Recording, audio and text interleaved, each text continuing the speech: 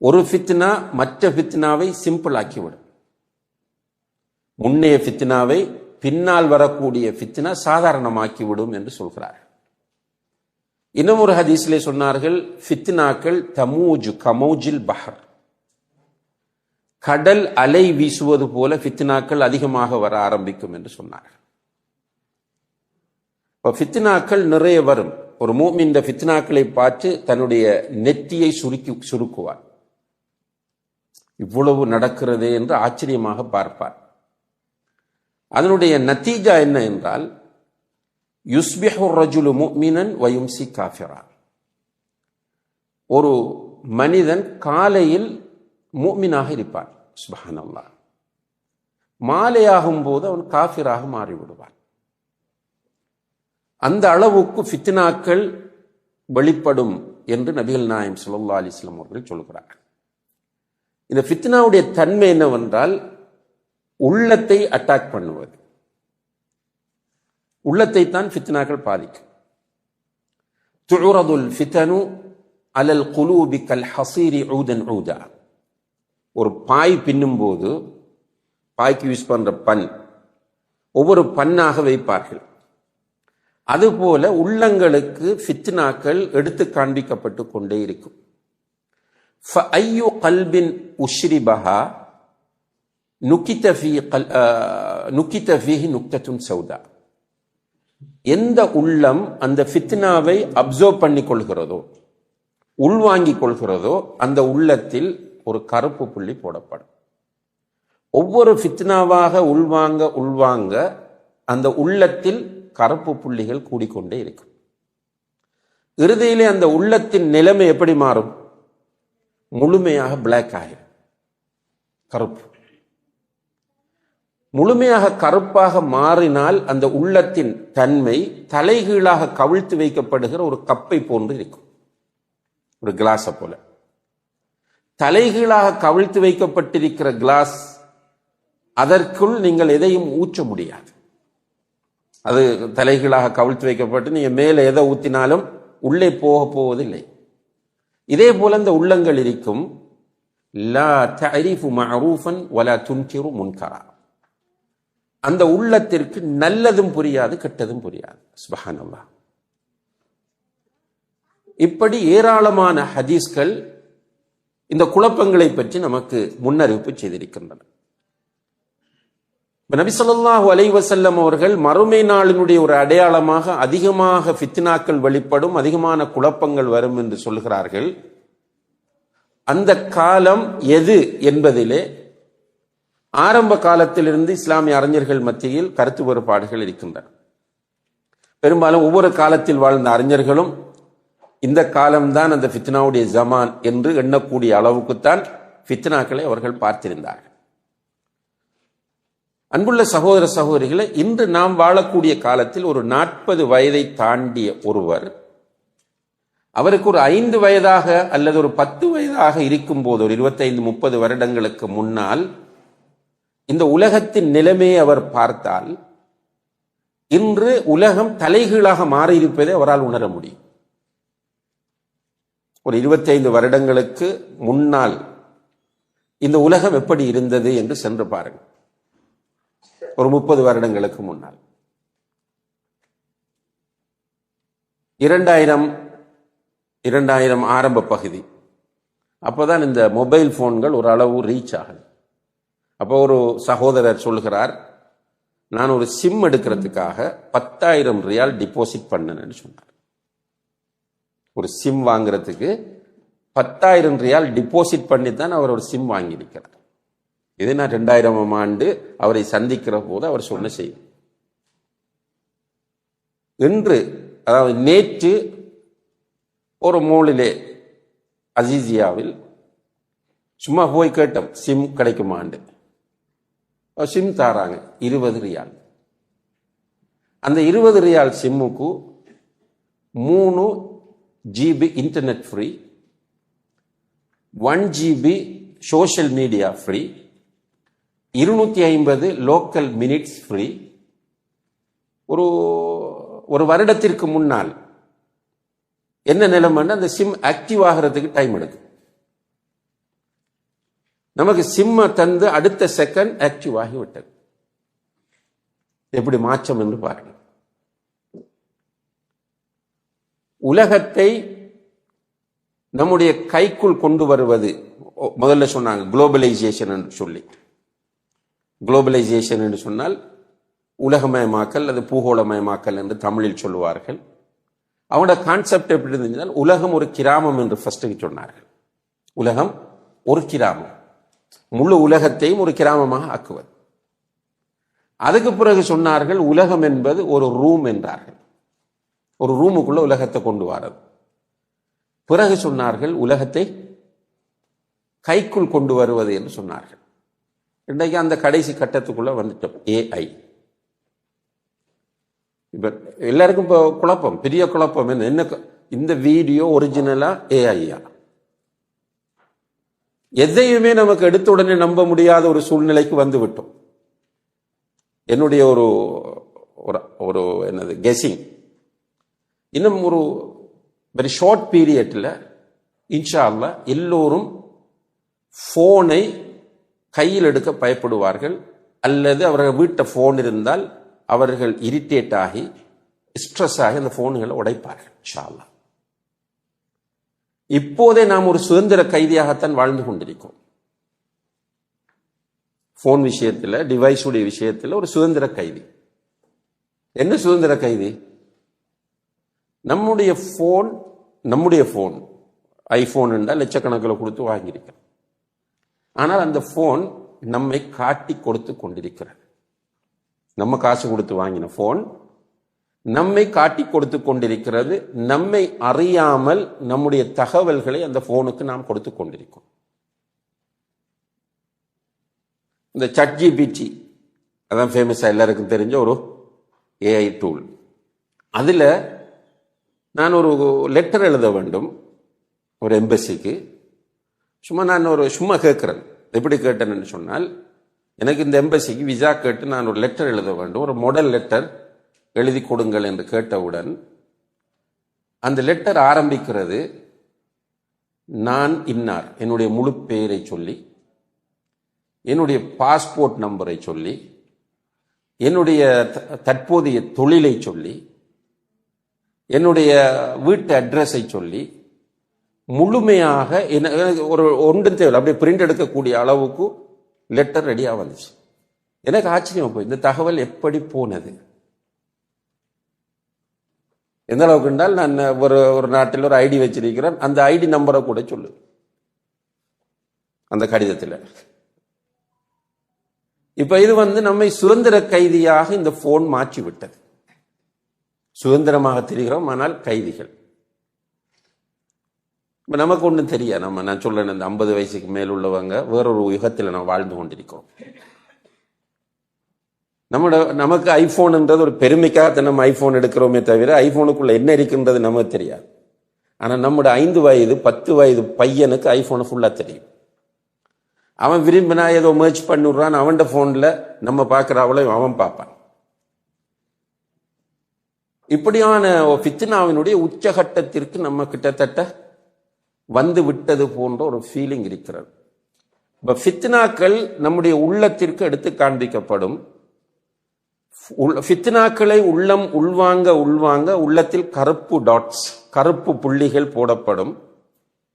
இறுதியிலே அந்த உள்ளம் கருப்பு உள்ளமாக மாறும். கருப்பு உள்ளமாக மாறிவிட்டால் தலைகீழாக கவிழ்த்து வைக்கப்பட்ட ஒரு கிண்ணத்தை போல அது ஆகிவிடும். அதற்கு நல்லதும் புரியாது, கெட்டதும் புரியாது. அன்புள்ள சகோதர சகோதரர்களே, இந்த லெவலுக்கு இப்ப வந்துட்டோமா இல்லையா?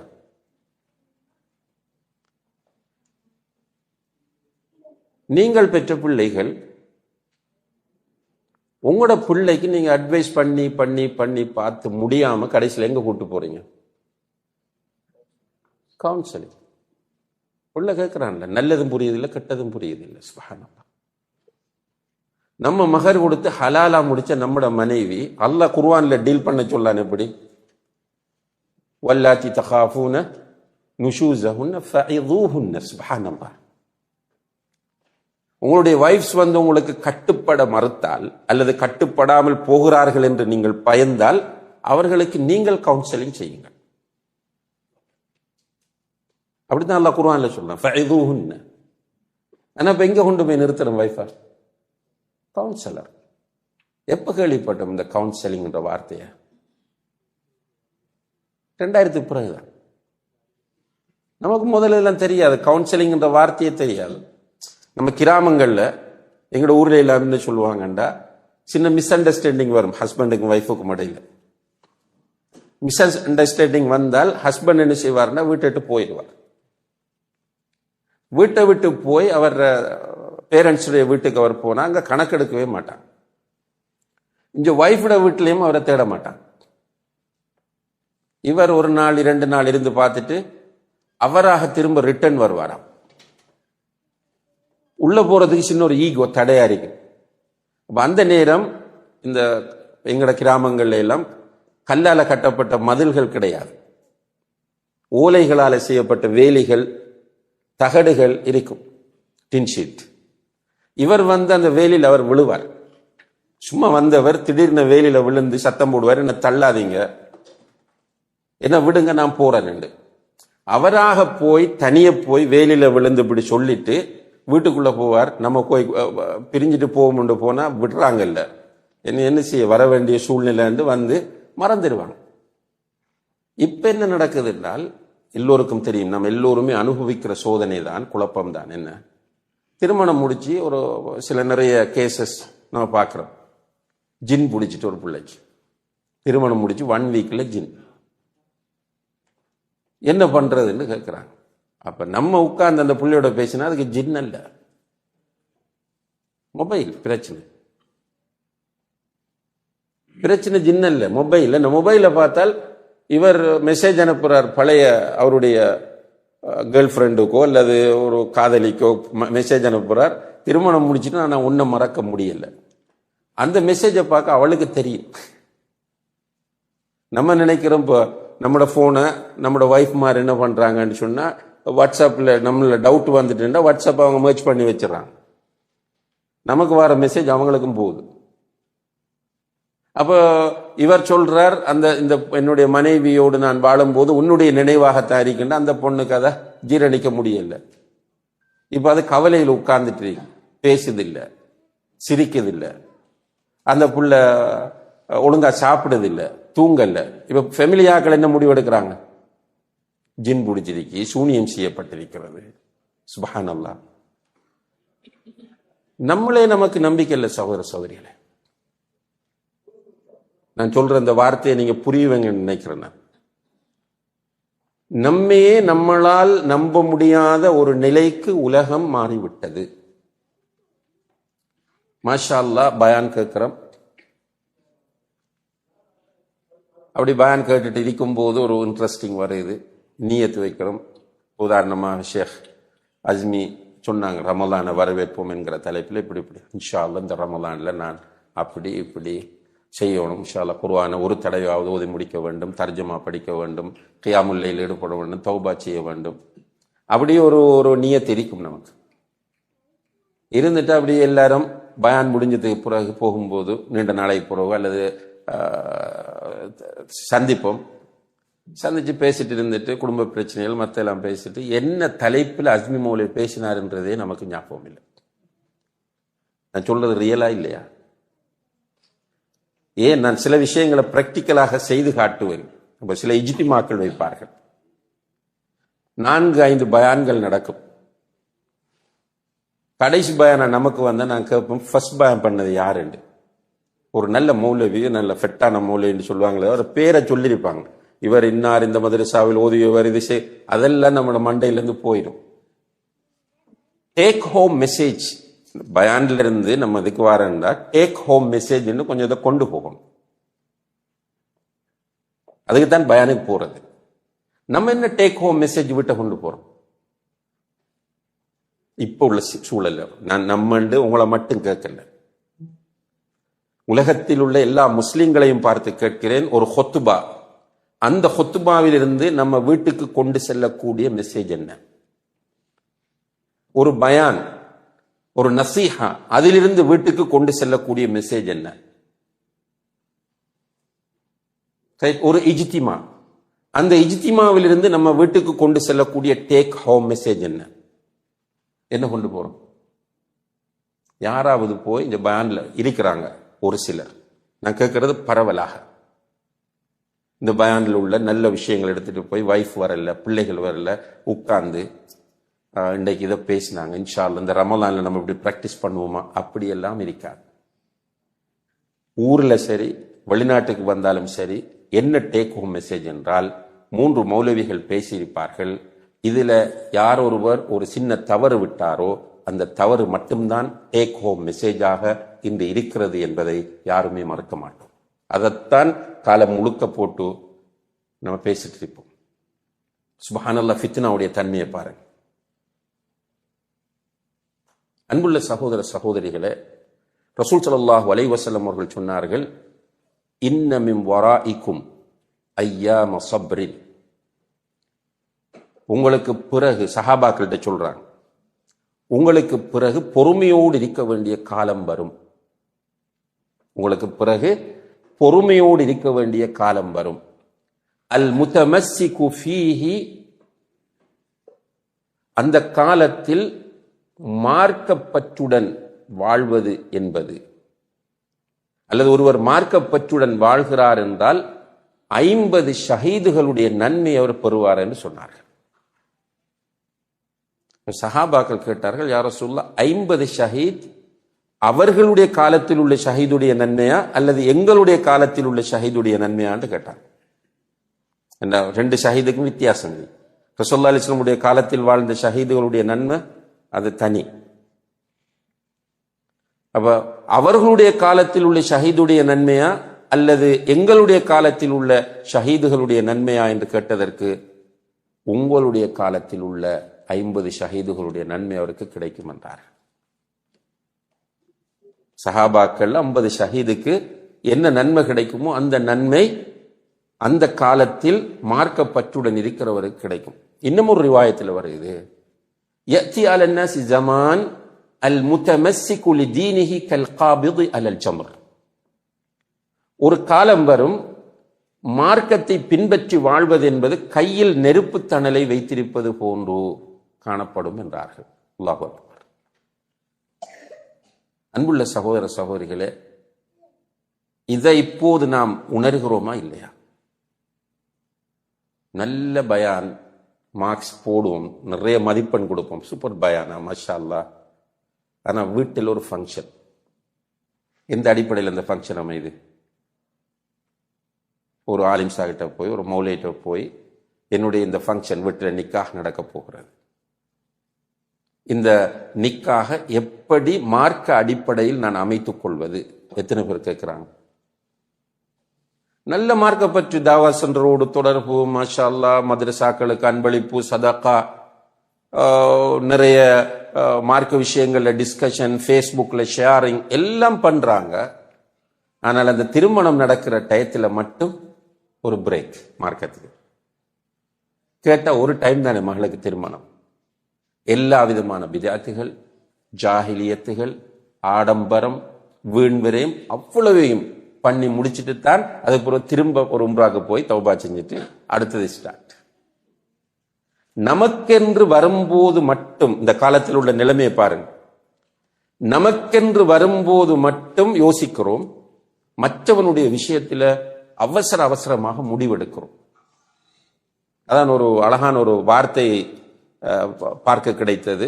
நான் அடிக்கடி சொல்ற ஒரு வார்த்தை என்னென்றால், அந்த அவங்க சொன்ன திரும்ப, இன்றைய காலத்தில் மனிதனுடைய நிலைமை என்னவென்றால், அடுத்தவர்களுடைய விஷயத்தில் அவன் ஒரு ஜட்ஜாகவும் தன்னுடைய விஷயத்தில் அவன் ஒரு லாயராகவும் செயற்படுகிறான்.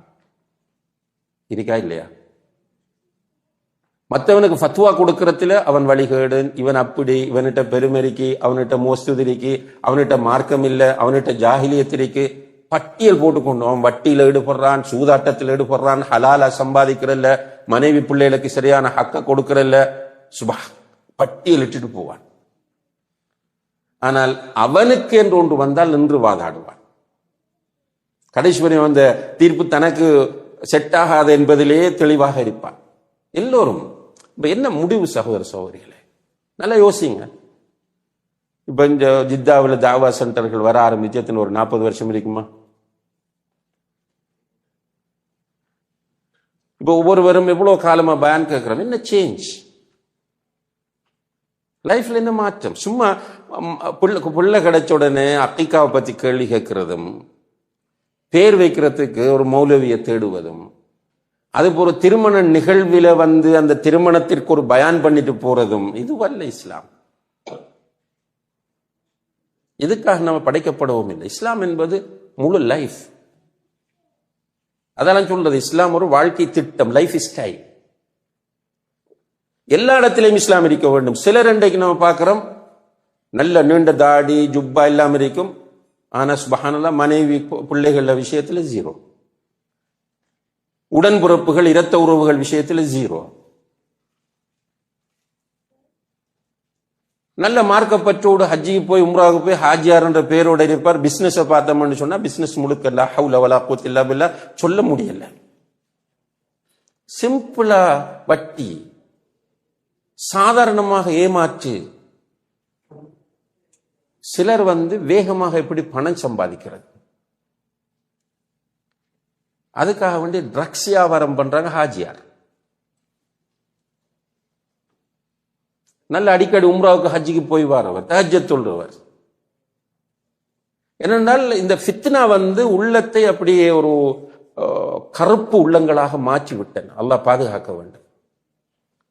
அன்புள்ள சகோதர சகோதரிகளே, ஹசனுல் பஸ்ரி ரஹிமஹுல்லா அவர்கள் சொன்னார்கள், இப்ன ஆதம் தீனுக் தீனுக், மனிதனே உன்னுடைய மார்க்கம், உன்னுடைய மார்க்கம் இதில் கவனம் செலுத்து. மனிதனே உன்னுடைய மார்க்கம், உன்னுடைய மார்க்கம், உன்னுடைய மார்க்கத்தில் நீ கவனம் செலுத்து. இன்னமா ஹுவ லஹ்முக வ தமுக். அல்லாஹ் அக்பர். அந்த மார்க்கம் தான் உன்னுடைய இரத்தமும் சதையும் என்று சொன்னார். அன்புள்ள சகோதரர் சொல்ல, இந்த லைஃப் என்ன, இந்த லைஃபுக்கு என்ன மீனிங்? ஒரு 5 ஸ்டார் ஹோட்டலில் மகளுடைய திருமணம் மிக ஆடம்பரமாக நடந்து முடிந்தது. கோடிக்கணக்கில் செலவு செய்தோம். எல்லா விதமான வீடியோ, போட்டோ, செல்ஃபி எல்லாம் முடிஞ்சு.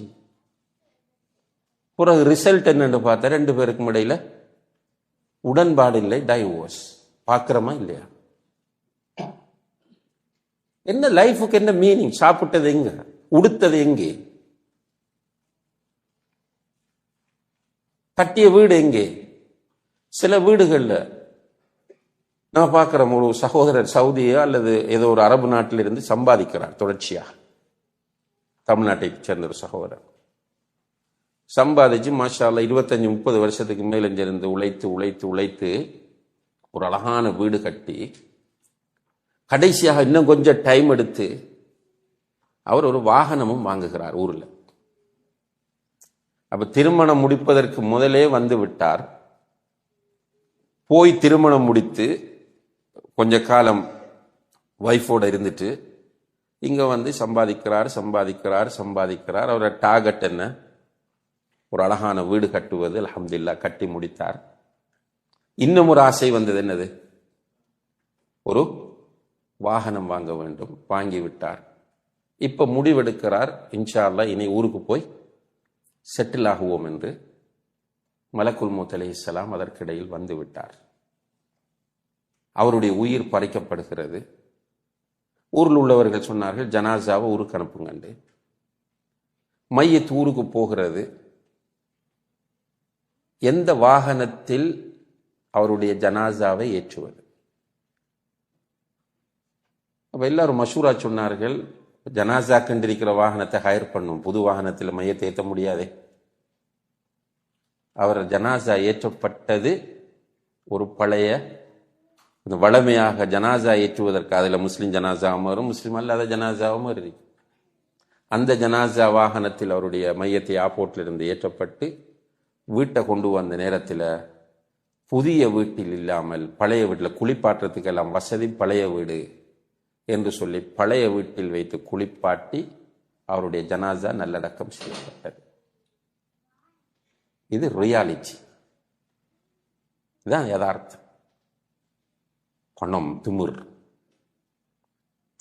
செல்வாக்கு திமிர், கொஞ்சம் வார்த்தை திமிர், சில ஆளுமை, சில அவங்கள்ட்ட ஸ்கில்ஸ் இருக்கும் திமிர், எல்லாத்தையும் வைத்து திமிர் என்ன பண்ண போறோம்? இந்த திமிரை வைத்து உமர் இப்னுல் கத்தாப் ரலியல்லாஹு அன்ஹு அவர்கள் உண்மையிலே ஒரு பெரிய சண்டியன்.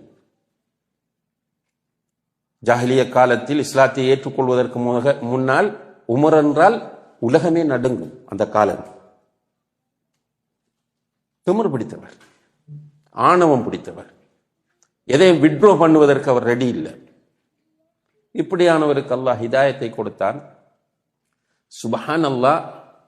அந்த உமர் இப்னுல் கத்தாப் எப்படி மாறினார் என்றால், மிக பணிவுள்ள சிம்பிளான ஒரு பர்சனாலிட்டியாகவும் இரக்கமுள்ள ஒரு ஆளுமையாகவும் மாறினார். அவர் சொல்றார், உமர் என்றா அந்த பழைய ஞாபகத்தில் எல்லாரும் பயப்படுறாங்க, உமருடைய உள்ளத்தில் இப்போது இருக்கிற அந்த இரக்கத்தை புரிந்து கொள்வார்களாக இருந்தால் உமருடைய ஆடையை அவர்கள் கலட்டி எடுப்பதற்கு ஆளுக்கால் போட்டி போடுவார்கள் என்று சொல்கிறார். அவர் உவமானம் ஒன்று. அவ்வளவு சாஃப்ட்னஸ். ரசூல் ஸல்லல்லாஹு அலைஹி வஸல்லம் அவர்கள் வஃபாத் ஆகி விடுகிறார்கள். ஜனாசா வைக்கப்பட்டிருக்கிறது. மதீனா சோகமயமாகிறது. உமர் வந்து நின்று சத்தம் போடுகிறார் பழைய ஸ்டைல்ல. ரசூலுல்லாஹி அலைஹி வஸல்லம் அவர்கள் மூசா அலைஹிஸ்ஸலாம் அவர்கள் அல்லாஹ்வை பார்க்க போனது போல இவர்களும் அல்லாஹ்வை பார்க்க போயிருக்கிறார்கள், வருவார்கள். என்னுடைய காது கேட்க யாராவது உமர் ரசூலுல்லாஹி அலைஹி வஸல்லம் அவர்கள் வஃபாத் ஆகி விட்டார்கள் என்று சொன்னால் அவருடைய தலை இந்த இடத்தில் உருளும் என்றார்கள். இப்ப சஹாபாக்களுக்கு பயம் பேசுறதுக்கு. அந்த இடத்தில் அபூபக்கர் சித்திக் ரலியல்லாஹு அன்ஹு அவர்கள் இல்லை. அவருக்கு ஜனாசா செய்தி கேள்விப்பட்டு அவர் வேகமாக வருகிறார். வந்து பார்க்கும்போது உமர் ஒரு பக்கம் இப்படி சத்தமிட்டு கொண்டிருக்கிறார், இன்னும் ஒரு பக்கம் சோகமும் கவலையும் காணப்படுகிறது. அபூபக்கர் சித்திக் ரலியல்லாஹு அன்ஹு அவர்கள் வந்து மூடப்பட்டிருந்த துணியால் மூடி வைக்கப்பட்டிருந்த அந்த ஜனாசாவை திறந்து பார்த்து அல்லாஹுடைய தூதரின் நெற்றியிலே முத்தமிடுகிறார். முத்தமிட்டு விட்டு சொன்னார், திப்த ஹய்யன் வ மையித்தன் யா ரசூலல்லாஹ். அல்லாஹுடைய தூதரே, நீங்கள் உயிரோடு இருக்கும் போதும் உங்களுடைய உடம்பில் இருந்து நறுமணம் வீசியது, நீங்கள் மௌத்தான பிறகும் உங்களுடைய உடம்பில் இருந்து நறுமணம் வீசுகிறது என்று சொல்லிவிட்டு சொன்னார், மன் கான யஅபுது முஹம்மதன் ஃபஇன்ன முஹம்மதன் கத் மாத். யார் முஹம்மதை வணங்கிக் கொண்டிருந்தாரோ அவர் புரிந்து கொள்ளட்டும், முஹம்மது மௌத்தாகி விட்டார் ஸல்லல்லாஹு அலைஹி வஸல்லம். வமன் கான யஅபுதுல்லாஹ ஃபஇன்னல்லாஹ ஹய்யுன் லா யமூத். யார் அல்லாஹ்வை வணங்கிக் கொண்டிருந்தாரோ அவர் புரிந்து கொள்ளட்டும், அல்லாஹ் தான் என்றென்றும் உயிரோடு இருப்பவன் என்று சொல்லிவிட்டு ஒரு குர்ஆன் வசனத்தை ஓதுகிறார்கள். உமக்கு முன்னால் இருந்தவர்கள் மூத்தாகி விட்டார்கள், நீயும் மூத்தாக கூடியவரே என்கிற அந்த வசனத்தை ஓதிய போது இந்த சம்பவத்தை பிறகு உமர் ரலியல்லாஹு அன்ஹு அவர்கள் சொன்னார்கள், அபூபக்கர் ரலியல்லாஹு அன்ஹு அவர்கள் வந்து இதை ஓதிய போது அந்த வசனம் அப்போது அருளப்பட்டது போன்ற ஒரு உணர்வை நான் பெற்றேன். என்னுடைய உடம்பு பலவீனம் அடைந்து விட்டது. அதாவது எனக்கு அதுக்கு மேல பேசுறதுக்கு வார்த்தைகள் வரவில்லை. எப்படி இஸ்லாம் மாற்றியது? ரசூலுல்லாஹி அலைஹி வஸல்லம் அவர்கள் உமருக்கு கொடுத்த சர்டிபிகேட் மாதிரி யாருக்கும் கொடுக்கல. சொர்க்கத்தை கொண்டு நன்மாராயம் முதல் நிலையில யார் இருக்கிறாங்க? ரசூலுல்லாஹி அலைஹி வஸல்லம் உம்மத்தில அபூபக்கர் சித்திக் ரலியல்லாஹு. இரண்டாவது நிலையில் தான் உமர் ரலியல்லாஹு அன்ஹு இருக்கிறார். அஹ்லுஸ் சுன்னah வல் ஜமாஅத் நிலைப்பா. ஆனால் உமருக்கு கொடுத்தது போன்ற சர்டிபிகேட்ஸ் அபூபக்கர் ரலியல்லாஹு அன்ஹு கொடுத்த மாதிரி நம்ம காணல ஹதீஸ்கள்ல. உமருடைய நாவில் அல்லாஹ் பேசுகிறார். இது அவர காதுக்கும் கேட்ட செய்தி. உமர் ஒரு வழியால் சென்றால் அந்த பக்கம் ஷைத்தான் வரமாட்டான். இது அவருடைய காது கேட்க ரசூலுல்லாஹி அலைஹி வஸல்லம் சொன்னது. மிஅராஜ் போன நேரத்தில் உமருடைய வீட்டை அல்லாஹ் காட்டுகிறார். ஜிப்ரீல் அலைஹிஸ்ஸலாம் அவர்கள் காண்பிக்கிறார்கள், இதுதான் உமருடைய வீடு சொர்க்கத்தில் என்று. சுப்ஹானல்லாஹ். ரசூலுல்லாஹி அலைஹி வஸல்லம் அவர்கள் வந்து சொன்னார்கள், உமரே, சுவர்க்கத்தில் உன்னுடைய வீட்டை நான் பார்த்தேன், உள்ள போக ஆசையாக இருந்தது, இருந்தாலும் உன்னுடைய ரோஷம் ஞாபகத்திற்கு வந்ததனால் நான் உள்ளே போகவில்லை என்றார்கள். உமர் அழுதார். இப்படியான உமர் இப்னுல் கத்தாப் ரலியல்லாஹு அன்ஹு அவர்கள் ரசூலுல்லாஹி அலைஹி வஸல்லம் அவர்கள் வஃபாத்தான பிறகு ரசூலுல்லாஹி அலைஹி வஸல்லம் அவர்களுடைய ரகசிய தோழரான ஹுதைஃபா ரலியல்லாஹு அன்ஹு அவர்களை சந்தித்து கேட்கிறார், ஹுதைஃபாவே, அல்லாஹுடைய தூதர் ஸல்லல்லாஹு அலைஹி வஸல்லம் அவர்கள் மதீனாவில் இருக்கிற முனாஃபிக்குகளுடைய பெயர் லிஸ்டை உன்னிடம் தந்திருக்கிறார்கள், எனக்கு தெரியும். அந்த லிஸ்டை நீ என்னிடம் காண்பி என்று கேட்கிறார். ஹுதைஃபா சொன்னார், உமரே, இது அமானிதமாக ஒப்படைக்கப்பட்டது, காட்ட முடியாது என்றார்.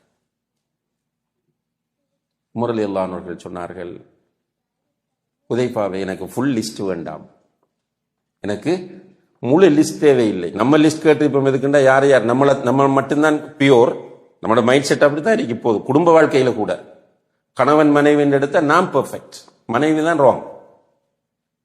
பிள்ளை வளர்ப்புல நான் பெர்ஃபெக்ட், பிள்ளைகள் தான் ராங். கம்பெனில நான் பெர்ஃபெக்ட், மற்றவங்க தான் ராங். தாவாவில நான் மட்டும்தான் பெர்ஃபெக்ட், மற்றவங்க எல்லாருமே ஃபெயிலியர். இதான் நம்மளோட இப்ப இருக்கிற மைண்ட் செட். இதான் நான் இதை புரிய வைக்கிறது தான் இவ்வளவு தூரம் வாரேன். இதான் நம்முடைய ஃபித்னாவுடைய தாக்கம். அப்ப நம்ம லிஸ்டை கேட்டிருந்தால் யார் யார் என்று பார்த்து அதை ஃபேஸ்புக்ல போடுறதுக்கும் அவருக்கு நடவடிக்கை எடுக்கிறதுக்குமாக கேட்டிருப்போம். ஆனால் உமர் ரலியல்லாஹு அன்ஹு லிஸ்டை கேட்டது எதுக்கு தெரியுமா? அந்த லிஸ்டில் அவருடைய பேர் இருக்கிறதா என்பதை அறிவதற்காக. ஹுதைஃபா சொன்னார், உமரே, அந்த லிஸ்டில் உங்களுடைய பேர் இல்லை, ஆனால் இதற்கு பிறகு யாருக்கும் இந்த தகவல் கூட சொல்ல மாட்டேன். சுப்ஹானல்லாஹ். அன்புள்ள சகோதர சகோதரிகளே, அவர்கள் எங்கே, நாம் எங்கே? பயான கேட்கும் போது நமக்கு வரக்கூடிய இன்ஸ்பிரேஷன், அந்த பயான் முடிந்தவுடன் நம்ம வெளியில நின்று நண்பர்களோடு உறவினர்களோடு பேசுவதோடு சுப்ஹானல்லாஹ் ஹலாஸ். பயான் பண்ணி கொண்டிருக்கும் போது நம்ம நினைக்கிறோம், தஹஜ்ஜுதை பத்தி ஷேக் சொன்னார், இன்ஷா அல்லாஹ் இன்றையிலிருந்து தஹஜ்ஜுத் தொழணும். ஹலால் ஹராமை பற்றி பேசினார்கள், இன்ஷா அல்லாஹ் நான் ஹராமிலிருந்து விடுபடணும் அப்படி நினைக்கிறோம். ஆனா சென்டரை விட்டு வெளியே போகும்போது, மஸ்ஜிதை விட்டு வெளியே போகும்போது பயான் 100% மறந்து எப்படி நேற்று நாம் வீட்டில் உறங்கினோமோ அதே முறையில தான் இன்றைக்கு வீட்டில் உறங்குகிறோம். சரியா தப்பா நான் சொல்றது?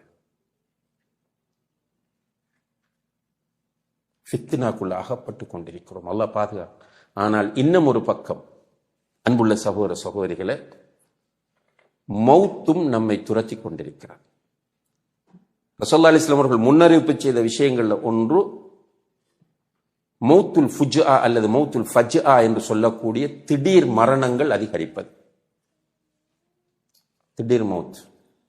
ஒருவர் 60க்கு பிறகு மௌத்தாகிறார், அதை திடீர் மௌத்து என்று பெரிய அளவுக்கு சொல்ல முடியாது. என்ற ரசூலுல்லாஹி சொல்லிட்டார், ஒரு அடியானுடைய, என்னுடைய உம்மத்தில் உள்ள ஒருவனுடைய ஏஜ் 60க்கும் 70க்கும் இடைப்பட்டது. அப்ப அது முன்னறிவிப்பு செய்யப்பட்ட ஒரு ஏஜ். ஆனால் இன்று நம்ம பார்க்கிற மரணங்கள் அது அனர்த்தமாக இருக்கலாம், டிசாஸ்டர் இல்ல மௌத்தாகிறது. சும்மா வீட்டில் உட்கார்ந்துட்டு இருக்கிறாங்க, திடீர்னு பாம்பு விழுகுதா இல்லையா? ரோட்ல போறான், திடீர்னு ஆக்சிடென்ட்ஸ், திடீர் மௌத்துகளை நிறைய பார்க்கிறோம். இப்போ கட்டாரில் ஒரு ஸ்ரீலங்கன் சொசைட்டியில் ஒரு குரூப்ல ஆட் பண்ணியிருக்கிறாங்க, ஜனாசா செய்து கிட்டத்தட்ட ஸ்ரீலங்கா சகோதரர்கள் சின்ன சின்ன ஏஜ்ல 35, 30 வயது, 27 வயதுல மௌத்துன்னு அவ்வப்போது மெசேஜ் வந்து கொண்டே இருக்கிறது. அந்த குரூப்ல இருக்கிறதால நமக்கு தெரியுது. திடீர் மரணம். வேலைக்கு போனவர் திடீரென மௌத்தாகிறார். அப்ப திடீர் மரணங்கள் நடக்கின்றன. நம்முடைய கையாலேயே ஜனாசாக்களை தூக்குகிறோம், ஜனாசாவை ரிலீஸ் பண்ணுகிறோம், ஜனாசாவை ஊருக்கு அனுப்புகிறோம், குளிப்பாட்டுகிறோம், கபனிடுகிறோம், கபருக்குள்ளே தூக்கி வைக்கிறோம். ஆனா நம்முடைய உள்ளத்தில் எந்த மாற்றம் இல்லை. நான் அப்படியே தான் இருக்கிறேன், எந்த சேஞ்சும் இல்லை. என்னுடைய பிசினஸ் ஸ்டைல் எடுத்து பாருங்க, இடையில சின்ன சின்ன விஷயம் நடக்குது. அப்பப்ப ஜமாத்தோடு தொழுது கொள்வோம், ஜும்மாவுக்கு போவோம், ஒரு மூட் வந்தா உம்ராவுக்கு போவோம், அதெல்லாம் அப்பப்ப நடக்குதுதான். சதகா ஒரு மூட் வந்தா கொடுப்போம், ஜக்காத் ஒரு மூட் வந்தா கொடுப்போம். ஆனால் ஒரு இஸ்லாம் விரும்பக்கூடிய வாழ்க்கை முறையை நம்மால் கடைபிடிக்க முடிகிறதா என்று கேட்டால் முடியல. இதுதான் ஃபித்னா. அல் முத்தமஸ்ஸிகு லிதீனிஹி கல் காபித் அல் ஜமர். ஜக்காத்து கொடுக்க கஷ்டமா இருக்கு. மனச்சாட்சியோடு ஒவ்வொருவருக்கும் மனச்சாட்சி இருக்கு. ஜக்காத்துக்கு ஒரு சிஸ்டமும் இருக்கு. அந்த சிஸ்டப்படி எத்தனை பேர் ஜக்காத்து கொடுக்கிறோம்? ஒரு பொருளாதாரம் ஹலாலாகவும் வருது, ஹராமாகவும் வருது. இப்ப முஹ்தலத், ஹராமும் ஹலாமும் மிக்ஸ்ட் ஆயிடுச்சு. ஹலாலும் ஹராமும் மிக்ஸ்ட் ஆயிடுச்சு. இதுக்குரிய சட்டம் இருக்கு. எத்தனை பேர் அதை ஃபீல் பண்றோம்? கடன் கேட்கிறோம் நிறைய பேர். நான் உங்களோடு மட்டும் பேசவில்லை, முன்னால் உட்கார்ந்திருக்கிறவர்களோடு மட்டும் பேசவில்லை. நம்மளுடைய முழு இடங்களை நம்ம பார்த்து பேசுகிறோம். கடன் வாங்குறாங்க சகோதர சகோதரிகளை, கொடுக்கிற நியத்தே இல்லை. ப்ராமிஸ் பண்றாங்க, அதை பிரேக் பண்றது சிம்பிள். அது முனாஃபிக்கினுடைய ஒரு தன்மை. ப்ராமிஸை பிரேக் பண்றது, வாக்குறுதியை மீறுவது, மாறு செய்வது ஒரு முனாஃபிக்கினுடைய தன்மை என்று ஹதீஸ் சொல்லுது. அதெல்லாம் சிம்பிள், சின்ன விஷயங்கள். ஆனால் நீங்க பார்க்கலாம் சில இடங்கள்ல இப்ப சில பிதஅத்துகளை நம்ம கண்டிப்போம். கண்டிச்சா ஒரு ஜின் பிடிச்ச மாதிரி எழும்பிட்டு நிற்பார் அவர். அல்லது யதஹப்பத்துஹு மினஷ் ஷைத்தான் என்று குர்ஆன்ல சொல்ற மாதிரி சைத்தான் பிடிச்சால் மாதிரி எழும்பிக்கு நிற்பார். பள்ளிக்குள்ள ஆரவாரப்படுவார், நிற்பார். இவனை பள்ளி கெடுக்க கூடாது, இவனை ஹொத்துபா கொடுக்க கூடாது, பயான் கொடுக்க கூடாது. இன்னும் ஒரு பக்கம் போய் பார்த்தீங்கன்னு சொன்னால், ஏதாவது ஒரு சுன்னாவுடைய விஷயத்துல ரெண்டு கருத்துக்கு இடம்பாடான ஒரு விஷயத்துல ஒரு கருத்தை தொங்கி பிடித்து கொண்டு அடிப்பிடிப்பட்டு பள்ளிக்குள்ள வந்த ஒரு ஜென்டில்மேனாக அமைதியை தேடி பள்ளிக்குள்ள வந்தவர்கள் இதுக்கு பிறகு இந்த பள்ளிக்கு போகக்கூடாது என்கிற அளவுக்கு சண்டை செய்வாங்க. எதுக்கு? இரண்டு கருத்துக்கு ஃபிக்ஹில இடம்பாடான ஒரு விஷயத்த பேசுறதுக்கு. ஆனால் அவரை வீட்டை போய் பார்த்தா தெரியும், வீட்டில தீனுக்கும் அவருக்கும் சம்பந்தமே இல்லை. அவரோட பிசினஸ போய் பார்த்தா தெரியும், அவர் கொடுக்கல் வாங்கலில் ஜீரோ. எல்லாமே ஃபித்னாவுடைய வெளிப்பாடுகள். இந்த காலத்துல இப்படியே சொல்லி கொண்டு போகலாம் நிறைய. இப்ப எனக்கும் உங்களுக்கு என்ன தேவை? நான் மௌத்தாகும் போது அல்லாஹ் பொருந்தி கொண்ட நிலையில் நான் மௌத்தாக வேண்டும். சூரத்துல் ஃபஜ்ர நீங்க ஓதுங்க திரும்ப கட்டாயமாக இன்ஷா அல்லாஹ். நீங்க கிளாஸுக்கு வந்திருக்கிறவங்களாவது ஒரு வாய்ப்பை ஏற்படுத்தி, நைட்டுக்கு சொன்னா சாத்தியப்படும் தெரியாது, ஒரு வாய்ப்பை ஏற்படுத்தி சூரத்துல் ஃபஜ்ர ஒரு 3 தடவை தர்ஜமா படிங்க. நிறைய செய்திகள் உங்களுக்கு புரியும். அதுல இறுதி பகுதியில் அல்லாஹ் சொல்லுகிறான், மஹ்ஷர்ல நடக்கக்கூடிய ஒரு காட்சியை சொல்லிவிட்டு, யா அய்யத்துஹன் நஃப்ஸுல் முத்மஇன்னா இர்ஜிஇ இலா ரப்பிகி ராதியத்தன் மர்தியா ஃபத்ஹுலி ஃபீ இபாதி வத்ஹுலி ஜன்னதி. உண்மையாக எந்த விஷன், என்னுடைய டார்கெட், இதை தவிர வேறொன்றும் இருக்கக்கூடாது. இது நீங்க நான் என்னிடம் என்கிட்ட உண்மையாக இப்படி ஒரு விஷன் இருக்கிறதா? இந்த உலகத்தில் வாழும் போது என்ற புள்ள ஓத வேண்டும், என்ற புள்ள படிக்க வேண்டும், என்ற புள்ள மார்க்கத்தோடு வர வேண்டும் என்றெல்லாம் நம்ம கவலைப்படுறோமே, என்னுடைய விஷன் நாளை மஹ்ஷரிலே வைத்து அல்லாஹ் என்னை பார்த்து அல்லது மலக்குகள் என்னை பார்த்து, யா அய்யத்துஹன் நஃப்ஸுல் முத்மஇன்னா, அமைதியான ஆத்மாவே, யா அய்யத்துஹன் நஃப்ஸுல் முத்மஇன்னா இர்ஜிஇ இலா ரப்பிகி ராதியத்தன் மர்தியா, பொருந்தி கொண்ட நிலையில், பொருந்தி கொள்ளப்பட்ட நிலையில் உன்னுடைய ரப்பிடம் நீ திரும்பும். உனக்கும் ஒரு பெரிய திருத்திருக்க வேண்டும். அதே நேரத்தில் அல்லாஹ் உன்னை பொருந்தி கொண்டிருக்க வேண்டும். ஃபதுஹுலி ஃபீ இபாதி வதுஹுலி ஜன்னதி, என்னுடைய அடியார்களுக்குள்ள போய் சேர்ந்து கொள். இதுக்குள்ள முனாஃபிக்குகள் அப்படி மிங்கிளாகி இருப்பார்கள். மஹ்ஷர்ல முனாஃபிக்குகள் நம்மளோட மிங்கிளாகி இருந்து மறைய ட்ரை பண்ணுவார்கள். ஒரு சட்டம் வரும், ஃபம்தாஸுல் யௌம அய்யுஹல் முஜ்ரிமூன், பாவிகளே ஒரு சைடுக்கு போங்க, நீங்க மூமின்களுக்குள் மறைந்து கொள்ள வேண்டாம் என்கிற ஒரு அழைப்பு வரும். அல்லாஹ் சொல்லுகிறான், ஃபதுஹுலி ஃபீ இபாதி, நஃப்ஸ் முத்மஇன்னாவே நீ என்னுடைய அடியார்களுக்குள் நுழைந்து விடு. வதுஹுலி ஜன்னதி, என்னுடைய ஜன்னத்திற்குள் நீ நுழைந்து விடு. இது என்னுடைய டார்கெட், என்னுடைய விஷயம், என்னுடைய லைஃபினுடைய நோக்கம் என்று யாரெல்லாம் இருக்கிறோமோ அல்ஹம்துலில்லாஹ். சும்மா என்டர்டைன்மெண்டாக பயன் பண்றது, பயன் கேட்கறது, கிளாஸ் நடத்துறது, அதுக்குரிய ஏற்பாடுகள் பண்றது, ஆனா எனக்கு அது ஒரு பெரிய மேட்டர் இல்லை. அதை பத்தி நான் திங்க் பண்றதும் இல்லை. இருக்கு, இல்லாமல் இல்லை, நான் இல்லைன்னு சொல்லல, நான் 100% இருக்கு. ஆனால் ஒழுங்குபடுத்தப்படவில்லை, போதாது. நம்மிடத்தில் ஒரு பரீட்சையாக, ஒரு சோதனையாக துனியாவும் ஆகிராவும் வைக்கப்பட்ட எது மிகைக்குதுப்பா? துனியாதான் மிகைக்குது. ஒரு வீட்டில் சும்மா சாதாரண சிம்பிளான உதாரணம், ஒரு மணமகன் பாத்திரம் பிள்ளைக்கு, மாப்பிள்ளை மாஷா அல்லாஹ், நல்ல குடும்பம், நல்ல குடும்பம், படிச்ச மாப்பிள்ளை, நல்ல ஜாப் இருக்கு, வந்துச்சு. இப்ப நீங்க கிட்டத்தட்ட விசாரிச்சதுல அல்ஹம்துலில்லாஹ் எல்லாமே அவர்கிட்ட கெட்ட பழக்கங்களும் இல்லை, ட்ரக்ஸ் யூஸ் பண்றதோ அல்லது வேற தப்பான அஃபேர்ஸோ எதுவுமே இல்லை. இப்போ உங்களோட மனம் ஓகே, நல்ல மாப்பிள்ளை, ஸ்மார்ட்டா இருக்கிறார், எல்லாம் ஓகே என்று வரும்போது உங்களுக்கு ஒரு மெசேஜ் வருது, அவர் தொழுவதில்லை. என்ன முடிவெடுப்பீங்க? அந்த மாப்பிள்ளை வேணும்னு முடிவெடுப்பீங்களா, வேணாம்னு முடிவெடுப்பீங்களா? ஒரு கம்ப்ளைண்ட் இல்லை அந்த சைட்ல, பேரண்ட்ஸ் நல்ல, ஃபேமிலி நல்ல, இவர்கிட்ட இந்த பேட் ஹேபிட்ஸும் இல்லை, நல்ல ஜாப், நல்லா படிச்சிருக்கிறார். இப்ப இந்த மாப்பிள்ளை எல்லாம் கடைசி கட்டத்துக்கு வந்துட்டு, இப்ப நம்ம டேட் பிக்ஸ் பண்ண போறோம், என்கேஜ் பண்றதுக்கு. இப்ப நமக்கு வர செய்தி என்ன? அவர் தொழுவதில்லை. உண்மையாக எத்தனை பேர் இந்த மாப்பிள்ளை எனக்கு வேண்டாம்னு டிசைட் பண்ணுவாங்க? என்ன சொல்லுவாங்க தெரியுமா? வீட்டுல புள்ள சில நேரம் பிடிவாதமா இருக்கும், எனக்கு வேண்டாம். சில நேரங்கள் பேரண்ட்ஸ் சொல்லுவாங்க, நீ மாத்திக்கலாம், நீ புறகு மாத்திக்கொள்ளலாம். அப்படி வந்து பிள்ளைய மாத்தின வந்தா நிறைய இருக்கான். பொம்பளை பிள்ளைகள நிலைமை என்னன்னா, பெரும்பாலும் ஹஸ்பண்ட் தான் ரிஜாலு கவ்வாமூன அலன் நிசா, பெண்களை நிர்வகிக்கிறவங்க ஆண்கள். அப்ப இந்த மார்க்க விஷயத்தில் நமக்கு நான் சொல்ல வர பாயிண்ட் புரிஞ்சிருக்குன்னு நினைக்கிறேன். இன்ட்ரெஸ்ட் இல்லாம இல்லை, இல்லாட்டி நீங்க இவ்வளவு டைம் ஒதுக்கி இன்றைக்கு ஒரு ஃபெமிலியோட ஏதாவது ஒரு நல்ல வெதர் மாஷா அல்லாஹ் போய் பீச்லயோ அல்லது ஒரு பார்க்லயோ ஒரு ரெஸ்டாரண்ட்லயோ உட்கார்ந்து இருக்கிற டைம், இந்த டைம் ஒதுக்கி வாரீங்கன்னு சொன்னால் ஈமான் இருக்கிறது. ஆனால் இந்த ஃபித்னாவுடைய ஜமானில் இந்த ஈமானுடைய நிலை தடுமாற்றமானதாக இருக்கிறது. அப்ப இந்த தடுமாற்றத்தை நம்ம போக்க வேண்டும்.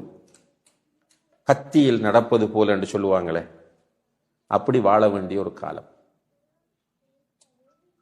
இந்த காலத்தில் அன்புள்ள சகோதர சகோதரிகள், இந்த ஆசை யாருக்கு வருகிறதோ, அதாவது யா அய்யத்துஹன் நஃப்ஸுல் முத்மஇன்னா இர்ஜிஇ இலா ரப்பிகி ராதியத்தன் மர்திய்ய ஃபத்குலி ஃபீ இபாதி வத்குலி ஜன்னதி என்கிற அந்த ஆசை யாருக்கு வருகிறதோ அவர்கள் சிம்பிளா அதை அடைய முடியாது.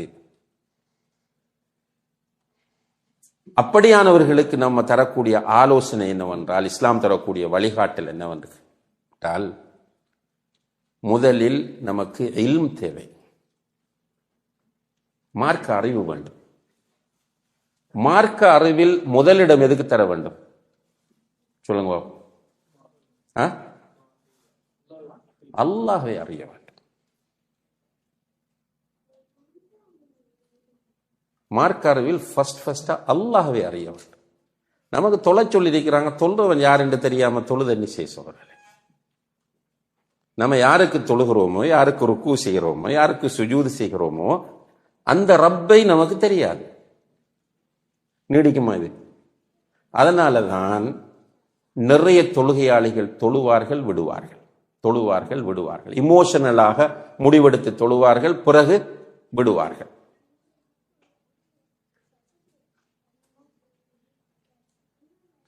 இந்த நிலையிலிருந்து நம்ம மாற வேண்டும் என்றால் அல்லாஹ்வை அறிய வேண்டும். நான் சும்மா தரபியாக்களை கேட்பேன், உங்கள்கிட்ட கேட்கல, நீங்க மனசுக்குள்ள பதில் சொல்லிக் கொள்ளுங்க. நான் நிறைய கேட்டிருக்கிறேன். எனக்கு அல்லாஹ்வை தெரியும் என்று சொல்றவங்க கையை தூக்குங்கன்னு கேட்பேன். அதோட சேர்த்து ஒரு கண்டிஷன் சொல்லுவேன். இப்போ ஏஐ எனக்கு தெரியும்னு சொல்லுவாங்க, கையை தூக்குங்கண்டா எல்லாரும் தூக்குவோம். அப்ப அடுத்த கேள்வி வரும், என்ன ஏஐ என்றால் என்ன?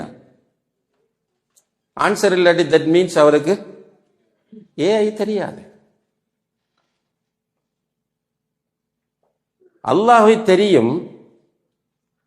அல்லாஹ் யார், அல்லாஹுடைய சிஃபாத்துகள் என்ன, அல்லாஹுடைய அஸ்மாக்கள் என்ன, தௌஹீதுல் அஸ்மா வஸ்ஸிஃபாத் என்றால் என்ன, அல்லாஹ் எங்கே இருக்கிறான், அல்லாஹ் எல்லா இடங்களிலும் இருக்கிறான் என்கிற செய்தி சரியா தப்பா? இப்படி ஒரு 10 கேள்வியை கேட்டோம்னா அவர்கிட்ட அதுக்கு ஆன்சர் இல்லை. அன்புள்ள சகோதர சகோதரிகளே, மனிதன் என்கிற வகையில் நமக்கு யாரை பிடிக்கும்னு சொல்லுவோம்? யாரோட நீண்ட நேரம் உட்கார்ந்து பேசுறதுக்கு விரும்புவோம்? டைம் ஸ்பெண்ட் பண்ண, யாரோடு பயணம் போறதுக்கும் டைம் ஸ்பெண்ட் பண்ணோம், நம்ம யாரை விரும்புவோம்? நல்லவர்களோடு, அன்பானவர்களோடு, இரக்கமுள்ளவர்களோடு. ஒரு ஆளோட பயந்து கொண்டு வாழ முடியும். அப்ப சில வைஃப்ஸ் இருக்கிறாங்க, சில மனைவிமார் இருக்கிறாங்க, அவங்க வாழ்ற யாரோட? போலீஸ்காரர்களோட. வீட்டில் போலீஸ்காரர். சில பிள்ளைகள் இருக்கிறார்கள், அவங்க யாரோட வாழ்றாங்க? போலீஸ். அவர் என்ன நினைக்கிறார் என்றால், நான் போலீஸ்காரனாக இருந்தால் தான் நல்ல தந்தை என்று நினைக்கிறார். நிறைய வீடுகளில் பிள்ளைகள் பெற்றோருக்கு இப்ப நம்ம ஒரு அளவு உருவாக்குறோம். இப்ப நிறைய பேரண்டிங் என்று கேள்விப்பட்டு பிள்ளைகள் வந்து முத்தமிடுறாங்க, கையை முத்தமிடுறாங்க. பெரிய வயது வந்த பிள்ளைகள் கூட, பொம்பளை பிள்ளைகளா இருந்தாலும் நம்மளை பயணம் அனுப்பும் போது ஹக் பண்றாங்க, கிஸ் பண்றாங்க. இதெல்லாம் நடக்குது இப்போ அளவு. கொஞ்சம் முன்னாடி உள்ளவங்க நம்மளோட பாப்பா கை கொடுத்திருக்கோமா, நம்ம உமாவை கிஸ் பண்ணிருக்கோமா, ஹக் பண்ணிருக்கிறோமா? இல்ல. ரைட். உண்மையிலேயே ஒரு அன்பு இரக்கமுள்ள ஸ்கூல்ல படிச்சவங்க எல்லாரும் எந்த டீச்சரை பிடிக்கும்? இரக்கம் காட்டுற ஆசிரியரை தான் நம்ம பிடிக்கும். இப்ப நமக்கு ஃபர்ஸ்ட்ல இருந்து சொல்லி தரப்பட்டது அல்லாஹ் பற்றி என்ன? எப்படி சொன்னாங்க? அல்லாஹ் இரக்கமுள்ளவன் சொன்னாங்களா, அல்லாஹ் பயப்படுங்கன்னாங்களா? அல்லாஹ் பயந்துக்கங்க, அல்லாஹ் பயந்துங்க. சின்ன வயசுல நம்ம பிள்ளைகளுக்கு என்ன பொய் சொல்லாத, உன்னை தூக்கி நரகத்தில் போடுவான், உன்னை நாக்க வெட்டுவான். இப்ப என்ன வரும் என்னுடைய மனதில்? அந்த சின்ன குழந்தையினுடைய மனதில் என்ன வரும் என்றால், அல்லாஹ் ஒரு பயங்கரமான, நஊது பில்லா, அல்லாஹ் நம்மை மன்னிக்க வேண்டும். ஒரு ஸ்கூல் ஆசிரியர் என்னிடம் சொன்னார், அவர் போய் கேட்டிருக்கிறார் ஒரு அளவான ஏஜ் பிள்ளைகள்கிட்ட, ஒரு 16-17 வயது பிள்ளைகள்கிட்ட, அல்லாஹ் எப்படி இருப்பான்னு நீங்க கற்பனை பண்றீங்க? அதுக்கு ஒருவன் சொல்லியிருக்கிறான், பெரிய தலப்பாகை கட்டி, பெரிய மீசையும் பெரிய தாடியும் வைத்து, கையில 2 வேல் வைத்துக் கொண்டு ஒரு பயங்கரமான தோற்றத்தோடு இருப்பார்னு சொல்லி. இது முஸ்லிம் ஸ்கூல்ல ஒரு முஸ்லிம் ஆசிரியர் என்னிடம் சொன்ன செய்தி. என்னென்னா, அல்லாஹ் பயப்படு, அல்லாஹ் பயப்படு, அல்லாஹ் பயப்படு, அல்லாஹ் பயந்துக்க. பயந்து கொள் என்று சொல்லப்பட்டிருக்கிறதே தவிர அல்லாஹ்வுடைய இரக்கத்தை பற்றி சொல்லப்படலை. அல்லாஹ்வுடைய வல்லமைகளை பற்றி சொல்லப்படலை, நம்மளும் தேடலை. குர்ஆனை நீங்க புரட்டி பார்த்தால் கல்வியை பற்றி வருகிற வசனங்களில் வஅலமு, இஅலம் என்றால் அறிந்து கொள், இல்மிலிருந்து வந்தது. இஅலம், இஅலமு, ஃபஅலம் 33 வசனங்கள் சுமார் அல்லாஹ்வை அறிந்து கொள் என்று வருகிறது. சுப்ஹானல்லாஹ்.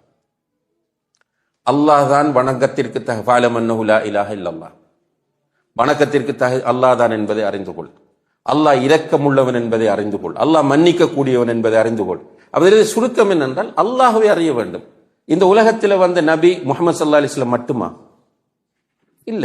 எத்தனை நபிமார் வந்தாங்க தெரியா நமக்கு? எத்தனை? 1,24,000 சும்மா பொதுவாக சொல்லிட்டு போவாங்க, ஆதாரம் இல்லதுக்கு. ஆனால் எந்த ஒரு சமுதாயம் வந்தாலும் அந்த சமுதாயத்துக்கு நபியும் வந்திருக்கிறார், ரசூலும் வந்திருக்கிறார். ரசூல்மார்களை பற்றி சில ரிவாயத்துகள் வரும்போது சுமார் 300 சில ரசூல்மார்கள் வந்திருக்கிறார்கள். ஆயிரக்கணக்கான அல்லது லட்சத்துக்கு மேற்பட்ட நபிமார்கள் வந்திருக்கலாம்.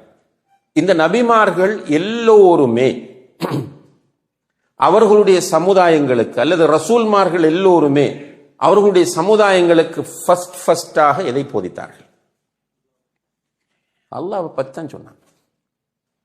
உங்களோட எக்ஸ்பீரியன்ஸில் ஒரு எல்லாரும் ஊரில் ஹொத்துபா கேட்டவங்க எங்கேயாவது ஹொத்துபாவில் அல்லாஹ்வை பற்றி சொன்ன செய்தி கேள்விப்பட்டிருக்கிறீங்களா? இல்லை, இருக்காது. ரயாரா தான் இருக்கு அல்லாஹ்வை பற்றி பேசுறது. அப்ப இல்மில் அந்த பிரதானமான இடம் அல்லாஹ்வை அறிவதற்கு கொடுக்கப்பட வேண்டும். உங்களுக்கு அல்லாஹ்வை எப்படி தெரியும்? நான் அடுத்த கேள்வி கேட்கிறது. அல்லாஹ்வை தெரியும்னு உங்களுக்கு அல்லாஹ்வை எப்படி தெரியும்னு உண்மையா சொல்லுங்க. யாராவது சொல்ல ரெடியா? உண்மையாக எனக்கு அல்லாஹ்வை தெரியும். நீங்க அல்லாஹ்வை எப்படி தெரிஞ்சிட்டீங்க? Very good, அஹ்சன். அதான் சரியான பதில். எல்லாரும் சொல்லுவாங்க நான் குர்ஆனை படித்து தெரிஞ்சுக்கிட்டேன், ஹதீஸை படித்து தெரிஞ்சுக்கிட்டேன், சிந்தித்து தெரிந்து கொண்டேன், இப்படி சொல்லுவாங்க. இது artificial answer. Natural real answer என்னென்ற சகோதரர் சொன்னதான். நம்மள உம்மா அப்பா அல்லாஹ் இருக்கான்னு சொன்னாங்க, அதில் நம்ம அல்லாஹ் இருக்கான்னு நம்பிட்டு போறோம். நல்ல நான் சொல்ற உதாரணம் பொருத்தமில்லை, புரிவதற்காக அந்த உதாரணத்தை சொல்லுகிறேன். பேய்ரி இப்படி சொன்னா சும்மா அந்த நம்பினவங்க பேய்ரிக்குன்னு பயப்படுவாங்க. என்ன நம்பிக்கை அது? மூட நம்பிக்கை. ரைட்? அல்லாஹ் இருக்கிறான், அல்லாஹ் சமியா, அல்லாஹ் பசீர். இப்போ ஒரு பையன் பேசினார், சின்ன பையன், அவர் ஸல்லல்லாஹு அலைஹி வஸல்லம் அவங்க அதை விடுவாங்க, அப்படி விளையாடவும் விடுவாங்க. நமக்கு கொஞ்சம் இன்கன்வீனியன்ஸ் ஆயிருக்கு அந்த பையன் பேசும்போது. ரைட்? நம்ம எல்லாருமே அசௌகரியப்பட்டமா இல்லையா? ஏன்? ஒரு ஆள் பயான் பண்ணிட்டு இருக்கிறார், இந்த டைம்ல அந்த புள்ள பேசுது, பொருத்தம் இல்லைன்னு நினைக்கிறோம். நீங்க யாராவது பேசுவீங்களா இடத்துல? இப்போ இங்க நீங்க இதுக்குள்ள நல்ல வாலிபர்கள் இருக்கிறீர்கள், ரூமுக்கு போனால் ரோட்ல கண்டா மச்சான்னு சொல்லி சத்தம் போட்டெல்லாம் பேசுவீங்க. இவ்விடத்துல பேச மாட்டீங்க. ஏன் பேச மாட்டீங்க? அஸ்மி மௌல இருக்கிறார், ரியாஸ் மௌல இருக்கிறார், முபாரக் மதன் இருக்கிறார், இப்படி உலமாக்கள் எல்லாம் இருக்கிற சபையில நம்ம இப்படி பேசுறது முறை இல்லை. அப்படி நம்மளோட மனசு சொல்லுது. என்ன, எனக்கு எத்தனை பேர் பேசுறத கேட்க முடியும்? நீங்க எல்லாரும் பேசினா ஒன்றும் கேட்காது, ஒரு ஆள் பேசினா தான் கேட்கும். ஆனால் அல்லாஹுக்கு எல்லாரும் பேசினாலும் கேட்கும். இதுதான் சமயம் என்பதனுடைய அர்த்தம். மெதுவா பேசினாலும் கேட்கும், சத்தமாக பேசினாலும் கேட்கும், அல்லாஹுக்கு கேட்கும். அப்ப மௌலவிக்கு வைக்கப்படுற நம்ம ஏன் அல்லாஹ்க்கு வைக்கப்படல? இந்த கேள்வி புரியுதா? மௌலவியை வைத்துக் கொண்டு தூஷணம் பேச முடியாது, அருவருப்பான வார்த்தைகள், அசிங்கமான வார்த்தைகள் பேச முடியாது. மௌலவியை வைத்துக் கொண்டு நம்மளோட ஃப்ரெண்ட்ஸை நம்ம ஹிண்ட் அடிக்க முடியாது, ஜோக்காக பேச முடியாது என்று நம்முடைய மனம் சொல்லுகிறது. அவாய்ட் பண்றோம். ரப்புல் ஆலமீன் கேட்டுக்கொண்டிருக்கும் போது எப்படி பேசுறது? அதே போல பசீர். ரைட்? இதுல இப்போ உடனே நீங்க ஒரு கால் வருது, சத்தமா எழுந்து நின்று பேச அல்லது ஏதாவது ஒரு ரியாக்ஷன் பண்றது, கொஞ்சம் உடம்பு டயர்டா இருக்கு, ஒரு வருஷமா அப்படி ஒரு ரிலாக்ஸ் பண்ண நல்ல போல இருக்கு, எழும்பி நின்று பண்ணுவீங்களா? ஹலாலா ஹராமா? இது ஹலால் தான். பண்ணுவீங்களா? பண்ண மாட்டீங்க. ஏன்? எல்லாரும் பார்த்துட்டு இருக்கிறாங்க. நமக்கு ஒரு ஒழுக்கம் இருக்கு. சுப்ஹானல்லாஹ். சாதாரண நான் உங்களை விட கேவலமானவனா இருக்கலாம் அல்லாஹ்வுடைய பார்வையில். அல்லாஹ் மன்னிக்க வேண்டும், பாதுகாக்க வேண்டும். சில நேரங்களில் உங்களை விட கேவலமான ஒருவனாக இருக்க வாய்ப்புள்ள ஒருவனுக்கு முன்னால் அவன் பார்க்கிறான் என்பதற்காக வேண்டி என்னை கட்டுப்படுத்த என்னால் முடியும் என்றால், என்னை படைத்து எனக்கு ரிஸ்க் தந்து கொண்டிருக்கக்கூடிய ரப்புல் ஆலமீன் அவன் என்னை பார்த்து கொண்டிருக்கிறான் என்போது எப்படி சகோதர சகோதரிகளை நம்ம நினைச்ச மாதிரி செய்ய முடியும், நடக்க முடியும்? இது இந்த 1 ஹவருக்குள்ள பேசி மனசுல பதிஞ்சு முடிவெடுக்கிற விஷயம் அல்ல. நான் சொல்ல வர பாயிண்ட் என்னென்றால், அகீதாவை படிங்க, ஃபித்னாவிலிருந்து பாதுகாப்பு பெறலாம். சுப்ஹானல்லாஹ். இங்க நமக்கு கிடைச்சிருக்கிற வாய்ப்பு பெரிய வாய்ப்பு. யூரோப்புக்கு நம்ம போயிருக்கிறோம். மிச்சம் நான் ரொம்ப கவலைப்பட்டு அங்குள்ள சகோதர சகோதரிகளுக்கு அட்வைஸ் பண்ணேன், நீங்க வந்த உன நோக்கம் பொருளாதாரம் கொஞ்சம் கிடைச்சிட்டுன்னா ஊருக்கு போங்க. ஏனென்றால் ஒரு அதான் சத்தம் இல்லை. ரைட்? தமிழில் நம்முடைய தாய்மொழியில் ஒரு ஜும்மா கிடையாது, ஒரு பயான் நிகழ்ச்சி கிடையாது, ஒரு சில இடங்கள் விதிவிலக்காக இருக்கும். இப்போ பிரான்ஸில் சில ஏரியா நம்ம மக்கள், தமிழ்நாட்டு மக்கள், பாண்டிச்சேரி மக்கள் நிறைவாக அங்கே வாழ்றாங்க. அவங்க மஸ்ஜிதுகள் வச்சு எல்லாம் நடக்குது. ஆனால் பெரும்பாலான இடங்களுக்கு போனால், இட்டாலிக்கு போனால் ஒரு செட்டப் கிடையாது, ஜெர்மனிக்கு போனால் ஒரு செட்டப் கிடையாது, ஹோலாந்துக்கு போனால் இருக்கிறார்கள் முஸ்லீம்கள், ஒரு செட்டப் கிடையாது. அது நம்ம தமிழ் பேசுகிற முஸ்லீம்கள். இங்க அல்ஹம்துலில்லாஹ் அல்ஹம்துலில்லாஹ் உங்களுக்கு தவா சென்டர். ஜித்தாவில் எத்தனை சென்டர்? 3 ஆஃபீஷியல் இருக்கிறது, நிறைய இருக்கு. 3 சென்டர் நமக்கு தமிழுக்கு தாயிகள் இருக்கிறாங்க. நம்ம ரெடி இல்லை. நம்ம ரெடி இல்லைன்னு நீங்கள் வாராக்கள், உங்களை நான் சொல்லலை. இவ்வளவு பேர் தான் இல்லை. இது ஒரு கலை நிகழ்ச்சியாக இருந்திருந்தால் சுப்ஹானல்லாஹ் இடம் பத்தாது. இது இந்த இடமெல்லாம் அதுக்கு கற்பனையை பண்ண முடியாது. சும்மா வெறும் ஒரு அரட்டை அரங்கம் என்றால் கூட, ஒரு பட்டிமன்றம் என்றால் கூட நம்முடைய சமூகம் போட்டி போட்டு முன் வரிசையில் உட்கார்றதுக்கு 100 ரியால் 200 ரியால், சில தேவைப்பட்ட 500 ரியாலும் கொடுத்து டிக்கெட் எடுத்து போகிறதுக்கு ரெடி. ஆனால் எவ்வளோ விளம்பரம் பண்ணுவாங்க. இப்படி ஒவ்வொரு சொன்னார் 6 மாதத்துக்குள்ள எத்தனை 3 மாதமா சொன்னீங்க, 10க்கு மேற்பட்ட பயன் நிகழ்ச்சி, பெரிய நிகழ்ச்சிகள், வெளியூர்லேருந்து வந்தவங்களை வச்சு செஞ்ச மாட்டேன். எத்தனை பேர் வார திரும்ப திரும்ப நீங்க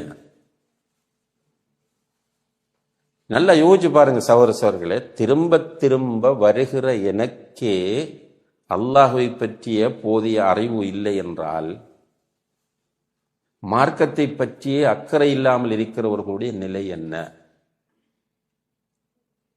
அல்லாஹ் பாதுகாக்க. நமக்கு பெரிய டியூட்டி இருக்கு, இந்த மக்களை கொண்டு போய் சேர்க்க வேண்டியிருக்கு. அல்லாஹ்வை சரியாக புரிந்து கொண்டார்களாக இருந்தால் நிச்சயமாக அவர்கள் அல்லாஹ்வுக்காக எதுவும் செய்வார்கள். பாருங்க, ஃபிரௌனுடைய வீட்டுக்குள்ள இருந்த அந்த அம்மா யாரு? ஆசியா ரலியல்லாஹு அன்ஹா. என்ன லைஃப் அது? Luxury life. அந்த வீட்டில் என்ன இருந்திருக்காது? எல்லாமே இருந்தது. கணவன் ஒரு பெரிய மாமன்னன், எல்லா ஆடம்பரமும் இருக்கிறது. ஆனால் உள்ளத்தில் என்ன வந்துச்சு அவங்களுக்கு? ஈமான் வந்துச்சு. அவர்கள் அந்த வீட்டின் ஒரு மூலையில் போய் உட்கார்ந்த அல்லாஹ்விடத்தில் என்ன கேட்டார்கள்? ரப்பி பினிலி இந்தக பைத்தன், ரப்பி பினிலி இந்தக பைத்தன் ஃபில் ஜன்ன வனஜ்ஜினி மின் ஃபிர்அவுன வஅமலிஹி வனஜ்ஜினி மினல் கௌமில் ஸாலிமீன். யா அல்லாஹ், எனக்கு இந்த லைஃப் வேண்டாம், இந்த ஆடம்பர வாழ்க்கை எனக்கு வேண்டாம், இந்த ஃபிர்அவுனும் வேண்டாம், இந்த அநியாயம் செய்கிற இந்த கூட்டமும் எனக்கு வேண்டாம். எனக்கு உன்னிடம் ஒரு வீட்டை கட்டு சுவர்க்கத்தில், அதுக்குள்ள நான் வர வேண்டும் என்று கேட்டார்.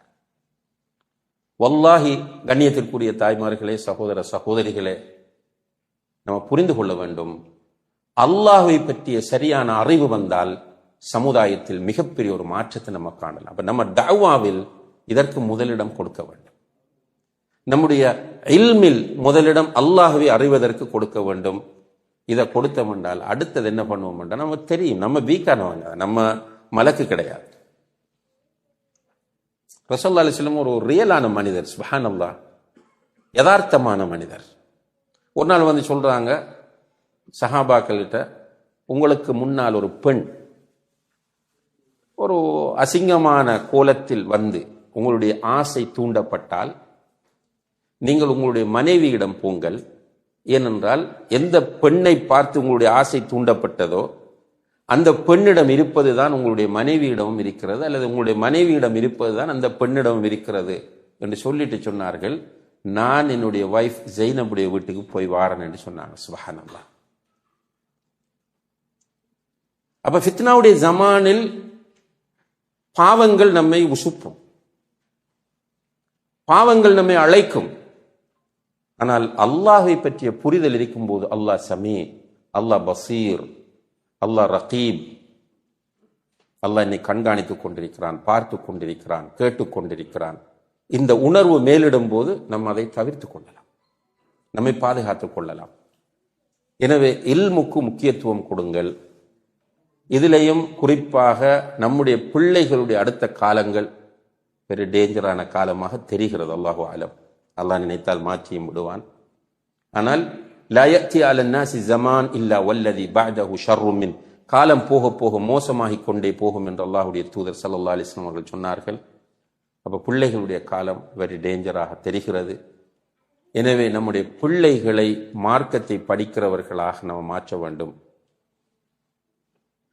சில நல்ல பேரண்ட்ஸ், உண்மையில் இப்போ நான் பேசிக்கொண்டிருந்த சகோதரர் இர்ஃபானோடு அவர் சொன்னார், இவரை பற்றி கேட்டேன், ரியாஸ் மௌலவியை பற்றி. அவர் சொன்னார், ரியாஸ் மௌலவி ஒரு என்ஜினியராக இருந்து ஜப்புக்கு வந்தவர். அவருடைய பேரண்ட்ஸுடைய ஆசை ஆர்வம், இப்போ அவர் அந்த ஜாப்பை விட்டுட்டு இங்கே அப்துல் அசீஸ் யூனிவர்சிட்டியில் ஜாயின் பண்ணி அகீதா படித்து அதில் எம்ஏ செய்கிறார். சுப்ஹானல்லாஹ். இது ஒரு நல்ல உதாரணம். அல்லாஹ் அவர்களுக்கு இஹ்லாஸை கொடுக்க வேண்டும், வெற்றியை கொடுக்க வேண்டும். இன்ஷா அல்லாஹ் பயனுள்ளவர்களாக அவர்களை ஆக்க வேண்டும். எல்லாரும் இந்த கோணத்தில் யோசிக்க வேண்டியது. பணம் அது நத்திங் சகோதரர், பேப்பர். அது நமக்கு தெரியுது தானே. நிறைய பணம் இருக்கு, ஒன்றும் செய்ய முடியாது. சில நேரம் பணம் நிறைய இருக்கு, எதுவுமே செய்ய முடியாது. அண்மையில் ஒரு முக்கியமான ஒரு நிறுவனத்தினுடைய ஃபவுண்டர், உங்களுக்கு ஞாபகம் இல்லை, எனக்கு அந்த பேர் மறந்துட்ட நிறுவனம், ஒரு ஐடி நிறுவனம் நினைக்கிறேன். அவர் கேன்சர் ஹாஸ்பிட்டலில் இருந்து அவர் ஒரு கடிதம் எழுதி வைத்து விட்டு மரணித்தார். என்னிடம் காசு இருக்கிறது, எந்த அளவுக்கு அந்த ஹாஸ்பிட்டலை வாங்கலாம், இது போல எத்தனையோ ஆயிரக்கணக்கான ஹாஸ்பிட்டலை வாங்குற அளவுக்கு எனக்கு பணம் இருக்கிறது. ஆனால் என்னுடைய நிலைமை என்னவென்று கேட்டால், இவர்கள் தருவதை மட்டும்தான் என்னால் சாப்பிட முடியும். இவர்கள் தந்திருக்கிற பெட்டில் மட்டும்தான் என்னால் உட்கார முடியும். ஆனால் எனக்கு ரிலாக்ஸான தூக்கமும் இல்லை. அழகான ஒரு கடிதம், அது சோசியல் மீடியாக்களில் ஷேர் பண்ணப்பட்டிருந்தது. உண்மைதான் லைஃப். பணம் பொய். பணம் தேவை, வாழ்க்கைக்கு தேவைன்னு அல்லாஹ் ஃபிக்ஸ் பண்ணியிருக்கிறான். தேவையான அளவு நம்ம தருவான், யாரையும் கைவிட மாட்டாங்க. அல்லாஹ் தரக்கூடாது என்று முடிவெடுத்தவர்களுக்கு யாரும் கொடுக்கவும் முடியாது. இப்ப நீங்க உங்களுடைய சர்க்கிள்லே பாருங்கள், உங்களோட படித்தவர்கள் ஊரில் சிலர் அல்லாஹ் அவர்களை கண்ணியப்படுத்த வேண்டும், பிச்சை எடுக்கிறவங்களா கூட இருப்பாங்க. நீங்க இங்க ஒரு கம்பெனில மேனேஜரா இருக்கிறீங்க, உங்க ஃபேமிலியில உங்களோட சிஸ்டர் ஹஸ்பண்ட் கூலி தொழில் செஞ்சுட்டு இருப்பாரு. நீங்க ஒரு கம்பெனியில பெரிய ஒரு போஸ்ட்ல இருப்பீங்க. இது அல்லாஹுடைய ஒரு செட்டப். இது உங்களுடைய திறமை கிடையாது. பொருளாதாரத்தை புரிந்து கொள்ளுங்கள். இந்த உலகம் ஒரு நோக்கத்திற்காக அல்லாஹ்வினால் படைக்கப்பட்டிருக்கிறது. இந்த உலகத்தை அல்லாஹ் வீணாக படைக்கவில்லை, விளையாட்டாக படைக்கவில்லை. இந்த உலகத்தை, குறிப்பாக பூமியில் உள்ள அனைத்தையும் நமக்காக படைத்திருக்கிறார். பூமியில் உள்ள அனைத்தையும் நமக்காக படைத்திருக்கிறார். பூமியில் உள்ள எல்லாவற்றையும் உங்களுக்காக வேண்டி அவன் படைத்திருக்கிறான். இப்படி கேட்டு எல்லாத்தையும் சொல்லிட்டு, வானத்தையும் பூமியையும் விளையாட்டாக படைக்கவில்லை, பூமியில் உள்ளவற்றை எல்லாம் உங்களுக்காக படைத்திருக்கிறேன் என்று சொல்லிட்டு அல்லாஹ் நம்மை பார்த்து கேட்கிறான், அப்ப ஹசிபுத்தும் அன்னமா ஹலக்னாக்கும் அபஸா வ அன்னக்கும் இலைனா லா துர்ஜாஊன். உங்களை வீணாக படைத்திருக்கிறோம் என்று நீங்கள் நினைத்துக் கொண்டிருக்கிறீர்களா? உங்களை வீணாக நான் படைத்திருக்கிறேன் என்று நீங்கள் நினைத்துக் கொண்டிருக்கிறீர்களா? மீண்டும் என்னிடம் மீட்டப்பட மாட்டீர்கள் என்கிற எண்ணத்தோடு நீங்கள் வாழ்ந்து கொண்டு, இந்த கேள்வி வெற்றி ஸ்ட்ராங்கான கேள்வி. இது படைத்தவன் கேட்கிற கேள்வி. படைத்தவனை புரிந்தால் தான் இந்த கேள்வியின் அர்த்தமும் புரியும். படைத்தவனை ஒரு மூட நம்பிக்கையின் அடிப்படையில் நம்புகிறவர்களுக்கு இந்த கேள்வி புரியவே புரியாது. அல்லாஹ் என்னை படைத்தவன், அல்லாஹ் என்னை கண்ணியப்படுத்தியிருக்கிறான், எனக்கு ரிஸ்கை தருபவன், எனக்கு ஆக்சிஜன் தருபவன், எனக்கு தண்ணீரை தருபவன், எனக்கு குழந்தையை தருபவன், அந்த அல்லாஹ் என்று யார் புரிந்திருக்கிறாரோ அவருக்கு இந்த கேள்வி அவருடைய உள்ளத்தை அப்படியே ஸ்ட்ராங்காக டச் பண்ணும். அஃப ஹசிபுத்தும் அன்னமா ஹலக்னாக்கும் அபஸா, உங்களை நாம் வீணாக படைத்திருக்கிறோம் என்று நீங்கள் நினைத்துக் கொண்டிருக்கிறீர்களா? வ அன்னக்கும் இலைனா லா துர்ஜாஊன், நம்மிடம் மீட்டப்பட மாட்டோம் என்ற சிந்தனையோடு நீங்கள் வாழ்கிறீர்களா? இல்ல, உங்களை மாற்றுங்கள், நீங்கள் வீணாக படைக்கப்படவில்லை. எனவே அன்புள்ள சகோதர சகோதரிகளே, ஃபித்னாவுடைய காலத்தில் வாழ்ந்து கொண்டிருக்கிறோம். இந்த காலத்தில் மிக கவனமாக வாழ வேண்டிய கடமை நமக்கு இருக்கிறது. இது சுயநலம். எல்லாரும் மௌத்தாகத்தான் வேண்டும், இந்த உலகத்தை விட்டு போய்த்தான் ஆக வேண்டும். கபரை நம்பி இருக்கிறோம், மஹ்ஷரை நம்பி இருக்கிறோம், சிராத்தை நம்பி இருக்கிறோம், நரகத்தை நம்பி இருக்கிறோம், சுவர்க்கத்தை நம்பி இருக்கிறோம். அல்லாஹ்வை நாளை சுவர்க்கத்தில் பார்க்க முடியும் என்கிற கொள்கையோடும் நாம் இருக்கிறோம். எனவே எல்லாம் வல்ல அல்லாஹ் ஜல்ல ஷானஹு தஆலா நம்முடைய இந்த உலக வாழ்க்கையில், குறிப்பாக ஃபித்னாவுடைய காலத்தில் நாம் கவனமாக சரியாக வாழ்ந்து மார்க்கத்தோடு மௌத்தாகுவதற்கு நாம் எல்லோருக்கும் தௌஃபீக் செய்வானாக. وآخر دعوانا أن الحمد لله رب العالمين والسلام عليكم ورحمة الله وبركاته.